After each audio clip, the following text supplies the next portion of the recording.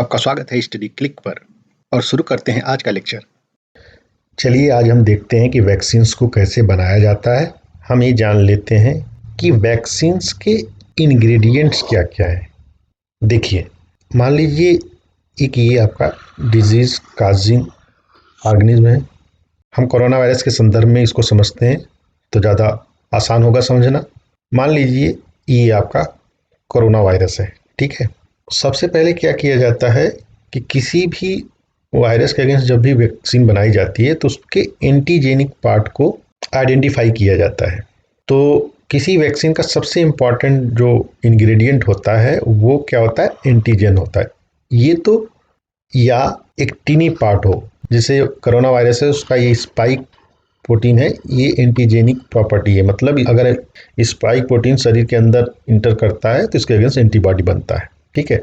या तो ये स्पाइक प्रोटीन जो टीनी पार्ट है, छोटा सा पार्ट है, ये हो, या होल वायरल पार्टिकल लेकिन ये इनएक्टिवेटेड फॉर्म में हो, मतलब कि ये डिजीज काज ना करे।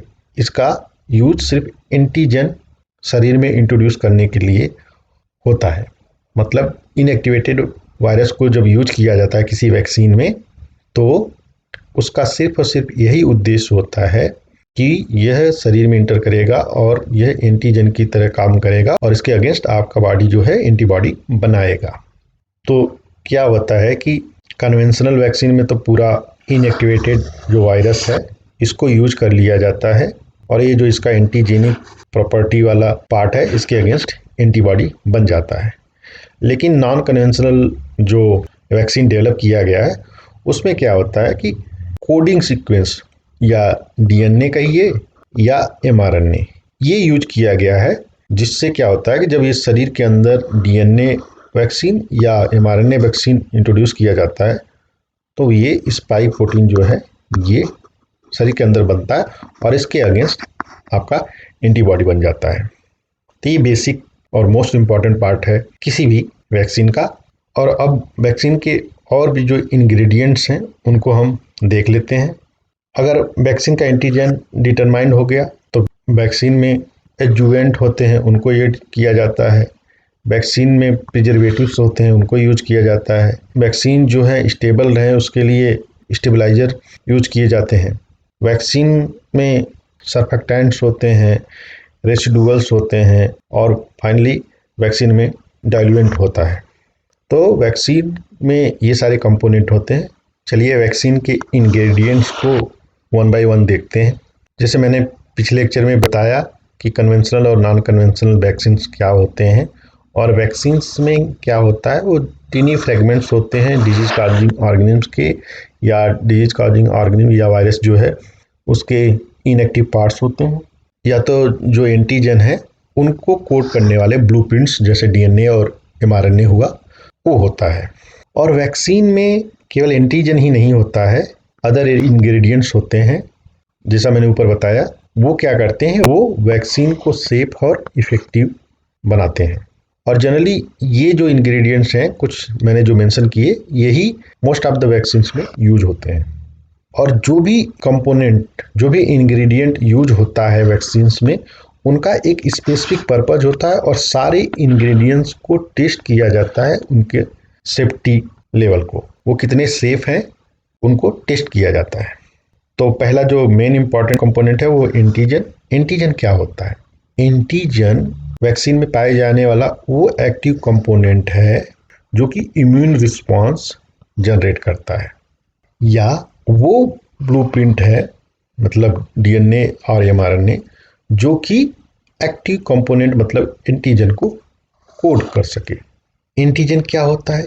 यह स्मॉल पार्ट होता है किसी भी डिजीज कॉजिंग ऑर्गेनिज्म का, जैसे ये प्रोटीन हो या शुगर हो। नेक्स्ट कंपोनेंट है प्रिजर्वेटिव्स। इसे क्यों यूज किया जाता है? प्रिजर्वेटिव्स जो होते हैं ये वैक्सीन को प्रिवेंट करते हैं किससे? कंटामिनेशन से। मतलब प्रिजर्वेटिव्स जो होते हैं वो वैक्सीन को प्रिवेंट करते हैं कंटामिनेटेड होने से। अगर एक वैक्सीन वायल से कई लोगों को वैक्सीन दिया जाता है तो जनरली ऐसे वैक्सीन्स में प्रिजर्वेटिव्स यूज किए जाते हैं जो कि वैक्सीन को कंटामिनेशन से रोकते हैं। और मोस्ट कॉमनली यूज्ड प्रिजर्वेटिव क्या है? 2-फिनॉक्सी इथेनॉल। ये जो 2-फिनॉक्सी इथेनॉल है ये बेबी केयर प्रोडक्ट्स में यूज होता है, तो ये बहुत सेफ है, इसलिए इसको वैक्सीन में यूज करते हैं। नेक्स्ट इंग्रेडिएंट क्या है? स्टेबिलाइजर्स।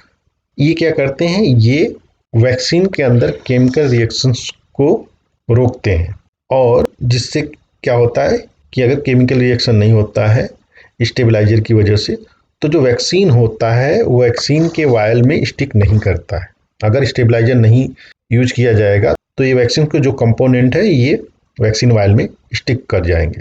तो स्टेबिलाइजर्स क्या हो सकते हैं? ये शुगर हो सकते हैं, जैसे लैक्टोज या सुक्रोज हुआ, एमिनो एसिड्स जैसे glycine, gelatin and proteins like recombinant human albumin derived from east. Next ingredient है सर्फेक्टेंट्स। सर्फेक्टेंट्स भी वैक्सीन में यूज होते हैं। सर्फेक्टेंट्स क्या करते हैं? ये सारे इंग्रेडिएंट को वैक्सीन में प्रॉपरली ब्लेंड किए रहते हैं, मतलब सारे कंपोनेंट जो वैक्सीन के हैं वो आपस में अच्छी तरह से ब्लेंड हो, मिक्स्ड हो, इसके लिए सर्फेक्टेंट का यूज किया जाता है। और सर्फेक्टेंट की वजह से ही वैक्सीन के जो कंपोनेंट वो सेटल डाउन नहीं होते हैं और उनमें क्लम्पिंग नहीं होता है, और वैक्सीन लिक्विड फॉर्म में मेंटेन रहता है। सर्फेक्टेंट्स को आइसक्रीम में भी यूज किया जाता है। नेक्स्ट इंग्रेडिएंट क्या है? रेसिडुअल्स। रेसिडुअल्स क्या है? ये बहुत ही थोड़ी मात्रा में वैक्सीन के प्रोडक्शन के दौरान यूज किए जाते हैं, और ये डिफरेंट तरह के सब्सटेंस हैं। एक्चुअली ये एक्टिव इंग्रेडिएंट्स नहीं होते हैं। एग्जाम्पल इनके जैसे एग प्रोटीन्स हो गया, ईस्ट और एंटीबायोटिक्स हो गया। नेक्स्ट कंपोनेंट क्या है? डाइल्यूएंट।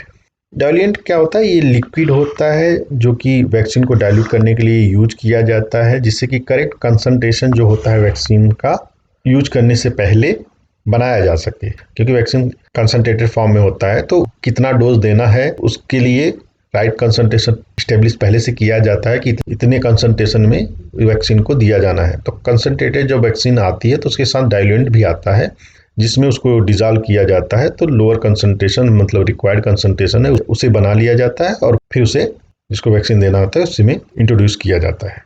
तो मोस्ट कॉमनली यूज्ड डाइल्यूएंट क्या है? Sterile water. और नेक्स्ट इंग्रेडिएंट क्या है वैक्सीन का? एडजुवेंट। कुछ वैक्सीन में इनको यूज किया जाता है। ये कहा जाता है कि जो एडजुवेंट होते हैं ये इम्यून रिस्पांस को इम्प्रूव करते हैं, वैक्सीन के अगेंस्ट जो इम्यून रिस्पांस है उसको ये इम्प्रूव करते हैं। कैसे?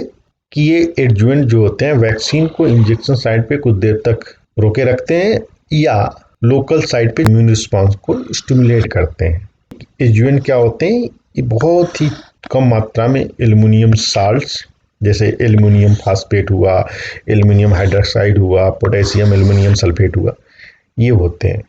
और aluminium has been shown not to cause any long term health problem, and humans ingest aluminium regularly through eating and drinking. Like, share और सब्सक्राइब करें स्टडी क्लिक को। थैंक यू, धन्यवाद, जय हिंद।